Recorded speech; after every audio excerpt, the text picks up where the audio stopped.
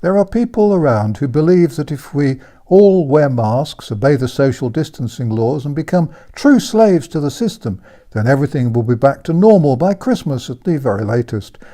In the last 24 hours, I've read and been dismayed by 3 articles by writers who believe that if we all behave properly, do exactly what we're told, the coronavirus will slink off and all will be well, with everyone back at work, the economy beginning to boom, and the world well on its way to recovery.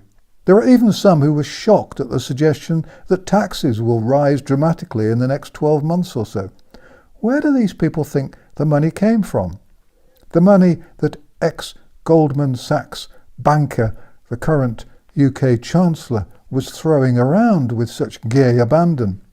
Of course, they add, as a rider, we won't be able to forget about social distancing and we may have to keep our masks on until the vaccine is ready, but everything will be normal apart from that.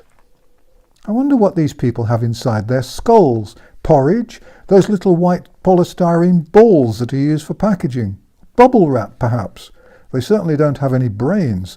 The people now planning to rule the world, a group of billionaires and would-be billionaires, who I will, for ease, refer to as the enemy, have decided that there are too many people in the world and that the earth would be more comfortable for them if the total were reduced to around 500 million. Since the current population is around 7 billion, that means that at least 6 billion of us are surplus to requirements, unnecessary and not wanted on voyage. Since their ambition has a convincingly eugenic flavour, they will presumably want to get rid of the weak and the poor and the elderly and the frail. So how are they going to do that? Well, the ignorant, scaremongering climate change nutters have done some of their work for those some of the work for those who want us dead. The brainwashed children and idiots who believe in man-made global warming are helping the enemy enormously. Cutting back on our use of oil and gas will kill hundreds of millions who'll die of hunger and cold.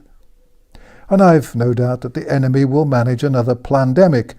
The abominable Gates and his wife have already said that people will pay attention when the next pandemic arrives. And I thought they smirked very knowingly when Bill made this prediction. It wouldn't be difficult for them. They could just say that the coronavirus, which caused COVID-19, had mutated. Or they could blame a pig virus or a cuckoo virus, or maybe a virus from the Gates family, something really unpleasant.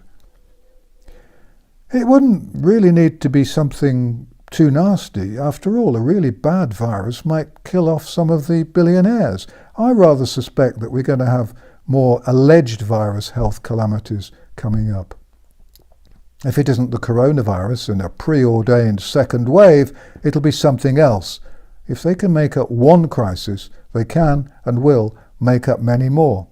All it needs is good marketing and organisations like the BBC to provide all the myths and the fake news that the enemy will need. The BBC, The Guardian and the Daily Mail could between them turn tapioca into a deadly threat. Of course, the plan to reduce the global population is already doing very well. The enemy has got social distancing widespread, and that's known to cause illness and to kill people. The CIA reckon that social distancing is one of the most powerful weapons there is for controlling large numbers of people. They managed to murder huge numbers in the care homes, and they've killed vast numbers of the sick by closing down hospitals for absolutely no good reason. They put everyone under house arrest, and isolation damages the immune system. Prisoners of war have confirmed that isolation does more damage than physical torture. Stress and anxiety affect the immune system too.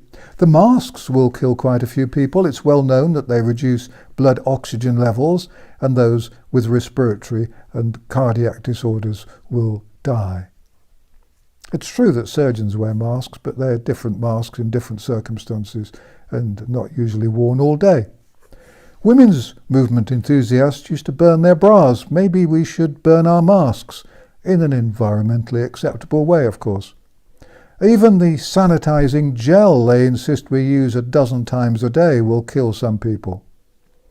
If you haven't seen it, please do watch my video on hand sanitizers. It's quite revealing. And then there's the cold in the winter months. They're stopping us using gas, and there are going to be electricity outages. Many people will freeze to death in the winter months. But I think their biggest weapon is food. That's how they're going to bring the population crashing right down. Food shortages are coming, and the cost of food is going to rise even faster than it has been doing, and it isn't because of global warming or whatever other lies they tell you. It is, however, a side effect of the coronavirus hoax. All around the world, food is in short supply. The price of the world's most important staple food, rice, has risen by 70%. Food prices in America have recently seen a historic jump and are destined, I believe, to stay high and go higher. Countries which have good food production are halting their exports. Vietnam, for example, has stopped exporting because they need their food supplies at home, and you can't blame them. Some authorities condemn it as nationalism, but all countries, all villages, all homes would do much the same thing. And it's the managed overreaction to a virus known to be no more dangerous than the flu that's causing the problem, and that will result in millions of deaths to add to the millions who are going to die as a result of the lockdowns. The global death rate because of the food shortage is going to be measured in hundreds of millions and eventually in billions. Africa and Asia are going to see the worst levels of starvation ever seen. I fear that those countries which have some grain will flog it to America despite mass starvation. Black Lives Matter protesters who've been manipulated by professionals would be wise to forget about Cecil Rhodes' statue and where they'd like to see it placed, and concentrate instead on helping Africans who are going to be subjected to the worst genocide in history. So how is the coronavirus scandal responsible for the food shortages that are coming? That's easy to explain. Processing plants and distribution centres all around the world have been deliberately severely disrupted by the massive overreaction to this fairly ordinary virus. Around the world, more and more testing is being done, and although the tests are about as trustworthy as Gates, Clinton and Soros, your local purveyors of fear and death, they're treated with undeserved reverence. Curiously, it seems to me that farms and food distribution centres are being tested more than, say, civil servants or tax officials. This is odd because the chances of the virus being carried on food are roughly the same as the chance that the moon is made of cheese. And so if one worker on a farm or in a warehouse falls ill with flu-like symptoms, then the authorities will close down that farm or the warehouse. Delivery systems have been massively affected as drivers are sent home for 2 weeks and all their colleagues sent home for 2 weeks. As a result, huge crops of vegetables and fruit are being ploughed into the ground. Millions of animals are being slaughtered and then buried or burnt because the supply chains have been shut down. America, almost unbelievably, has been importing beef because of the shortages. The world lockdown and the mass house arrests that were engineered to keep us all subservient mean that thousands of farmers can't get their crops picked. Fruit in particular is likely to rot in the fields, and tankers full of milk are being poured away. Controls on transport have meant that it's more difficult to move food from where there's a glut to where there's a dearth. It would have been easy for governments to insist that furloughed workers should help pick the crops, but they didn't do that. And why would they? Their plan is to eradicate the poor and the weak. And the unsurprising consequence of all this is that there are going to be massive shortages of fruit and vegetables, and prices are going to rocket. In the UK, the most toxic of the Remainers, the fascist, EU-loving lunatics, bigoted, soaked in their own prejudices and consumed by ignorance, will blame Brexit for the shortages. But then if they develop a bald spot or lose their keys, they blame Brexit. In the US, the media will doubtless blame Trump for the food shortages. But sadly for them all the shortages will be global. All around the world there will be shortages of almost all foods. This isn't the sort of fear porn favoured by irresponsible mainstream media giants such as the EU and Gates-supported BBC. This is real. Other factors are going to ensure that the shortage just gets worse. If and when the economy is allowed to stutter into action again, the price of oil will doubtless eventually rise because the existing supplies are diminishing rapidly and most oil companies have pretty well given up on exploration. The rising price of oil will mean that farming and transportation costs will rise, and that'll push up the price of food still further. I tell you this not to scare you, but because when you know something's happening, you can do something about it. You may think it's worthwhile building up your stocks of long-dated food staples such as rice and pasta. Dried and tinned foods which have long dates are good. As you eat your stocks, replace them with more. Governments tell us not to store stuff, but the military don't buy bullets the day they need them, do they? If you have a garden and can grow your favourite vegetables or fruit, that's probably a good idea, but watch that no one climbs over your fence and steals them. I don't really recommend having an allotment, sadly. The chances of you being able to harvest your own crops are too remote because they'll be stolen. It might also be a good idea to stock up on any vitamin and mineral supplements you usually take. I've always been a bit of a contrarian, that I don't suppose anyone would have noticed, and I'm convinced that the time to panic buy is when there's no panic.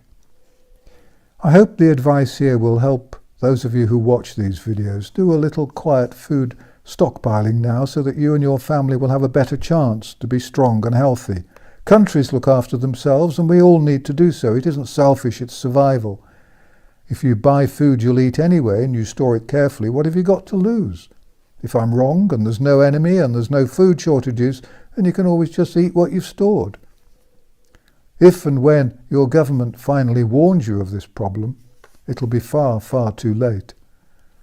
And tell your family and friends to watch this video soon. The last time I warned about the coming food shortages, YouTube removed the part 1 video within hours. Remember, you should stockpile food now. Don't wait for the panic. Thank you for watching An Old Man in a Chair, and thanks for all your support and encouragement. Please copy and share the videos on Facebook, Twitter and BitChute. If you want to put on translation, that would be great. If you visit mainstream media, then put on a note asking people to come here and look at the videos.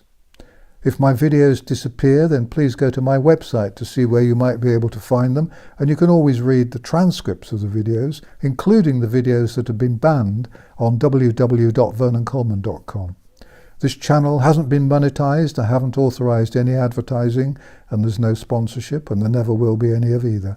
If you'd like to see more videos from me, then please subscribe to my channel, because the videos aren't always easy to find.